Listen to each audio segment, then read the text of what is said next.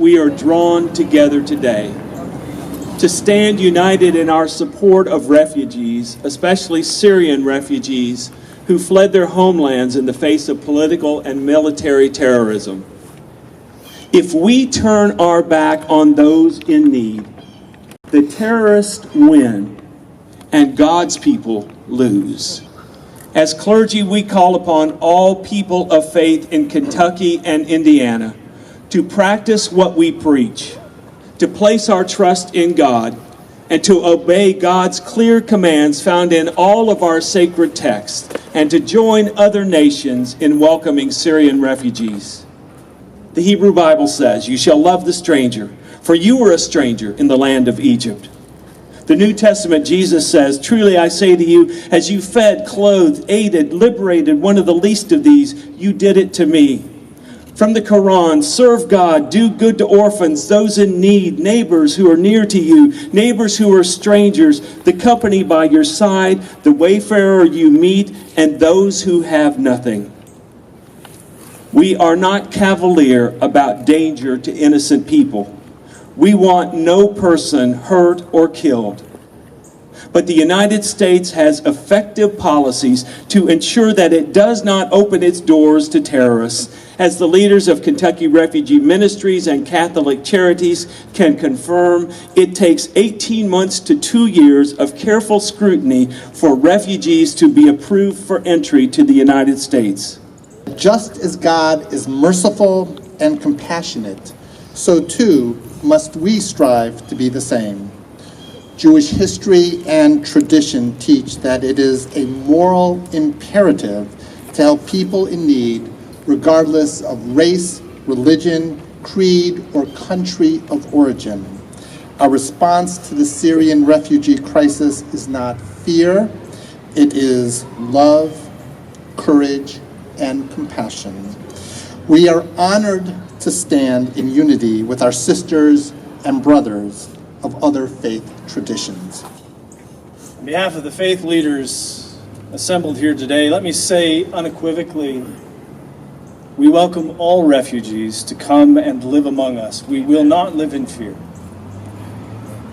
That this is in some quarters of our society a controversial statement points up the need for people of faith to come together to affirm that hatred and fear have no home in our city. Our solidarity as people of faith is a necessary counter-narrative to the division sown among us by those who would have us fear our sisters and brothers from other places who may find their homes in different religious traditions. Consequently, I want to be clear in my own denunciation of any language or legislation that communicates anything other than that all are welcome in compassionate Louisville. At the heart of all of our religious commitments is regard for others, compelling us to call all humans our neighbors, whether they live next door to us or halfway around the world. Our various spiritual communities challenge us to see in one another the image of the one who created us, the spark of the divine that lives in each of us. The assumption of the inherent value of the lives of others that we all share causes us to grieve when any of our sisters and brothers are treated as having less value. And so we speak with one voice as representatives of so many faith communities that Syrian refugees are not only welcome here, but we eagerly anticipate the life and faith they bring with them. They make us better than we would otherwise be. We Muslim Americans love our country, the United States of America, more than anything.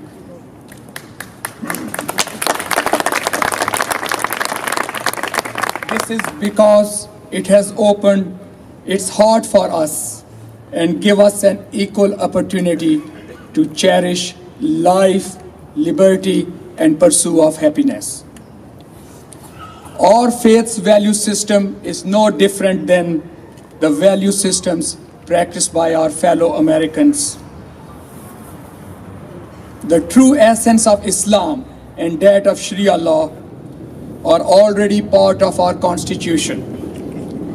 This essence is being put into practice day and night by citizens all around the country in the forms of social justice, rule of law, gender equality, tolerance, and mutual respect for each other.